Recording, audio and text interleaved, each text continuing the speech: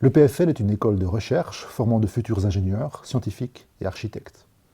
Mais plus fondamentalement, nous enseignons à toutes nos étudiantes et à tous nos étudiants la valeur du raisonnement basé sur des faits et l'évidence scientifique. Vous allez entendre nos experts s'exprimer sur l'état de nos connaissances au sujet du virus SARS-CoV-2 et de la maladie induite appelée Covid-19, ainsi que sur l'importance d'agir rapidement et efficacement. Nous disposons des faits et de l'évidence scientifique, et il nous faut maintenant agir.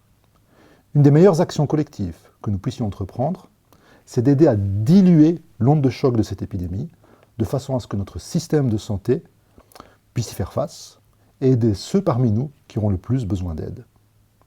La distanciation sociale est une des mesures les plus efficaces pour y parvenir, et c'est pourquoi l'EPFL doit réduire le plus possible ses cours présentiels, tout en garantissant, bien entendu, de bonnes conditions d'études. Dès demain, mercredi 11 mars, tous les cours rassemblant plus de 150 étudiants seront exclusivement diffusés en ligne, et l'accès aux auditoires ne sera plus possible pour ces cours-là. Ceux-ci seront enregistrés et donc disponibles en différé. En tant qu'étudiante et étudiant de notre école, vous êtes acteurs de cette stratégie. Aidez-nous à l'implémenter. Expliquez-en les raisons autour de vous en utilisant les faits qui vous ont été communiqués et bien entendu, appliquez au mieux ce principe de distanciation dans votre vie extracurriculaire. Nous continuons à suivre l'évolution de Covid-19 et nous vous tiendrons informés d'autres éventuelles mesures. La raison et l'altruisme sont des outils efficaces dans cette situation. Ce sont aussi des valeurs fondamentales de notre école. Like the rest of our community, the EPFL campus is faced with an epidemic, with a coronavirus that came from the animal kingdom and invaded the human population. Studied in China, has now been spreading throughout the world. It's causing mostly respiratory syndrome, but quite serious ones in mainly older people or people that have other type of pathologies, like in the cardiovascular system or in the lungs, or have problems with their immunology. And this respiratory syndrome linked to pneumonia that can be fatal in some cases in this selected subpopulation.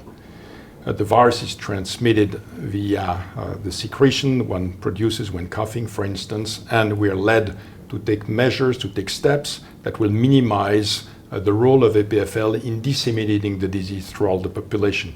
We have a student population that is very numerous that then can spread the disease if it were to install itself on the campus in various regions, either locally or more distantly, and therefore we think that there are measures we need to take that will make that we can propagate the good word as to what is the right attitude to limit the spread of diseases and not spread the contagion itself.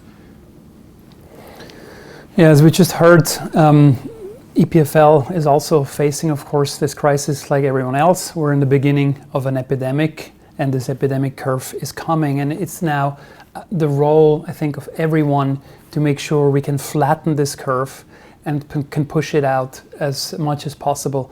We do this for two reasons.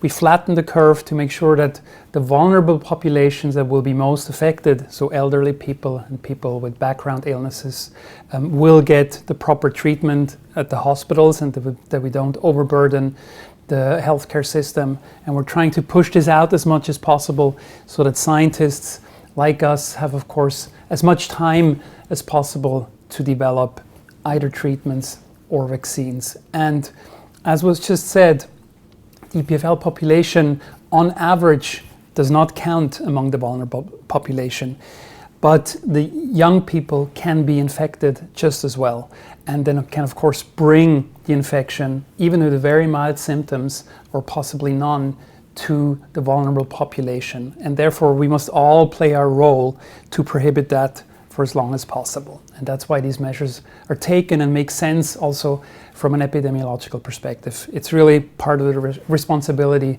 of all of us now. So what do we know about this virus? It's a virus that was in animals, probably in bats, that through some intermediate came into the human population. It enters in our system by our respiratory airway. It multiplies in our lungs, and that's why the symptoms it induces are those of a pneumonia. And it's also transmitted largely by our secretions, by our respiratory secretion like droplets and so on. It doesn't seem to invade any other part of our body, and it is an acute infection that is not one that lasts forever. People then that do not succumb to the disease get cured and probably have at that point an immunity which is protecting against reinfection. Now, what is it that we do not know and would like to know? One is the real prevalence of the disease or the incidence of the disease. What fraction of the population really gets infected? And we'll know that for sure only once we will have serological surveys. That is when we will have measured in a very large number of people whether they do or do not have antibodies against the disease as a trace of their infection, whether it has been symptomatic or not been symptomatic. We don't know for sure also whether people can readily transmit the disease without any symptoms. Probably far less likely than with symptoms, like you cough and spit, but it's not impossible, and this we don't know for sure. We don't know also, although we suspect it, that if you have had infection with another coronavirus, like the one that caused some mild common cold syndrome, you might be somewhat protected, which may explain why young people, children, seem to get infected but not to develop many symptoms.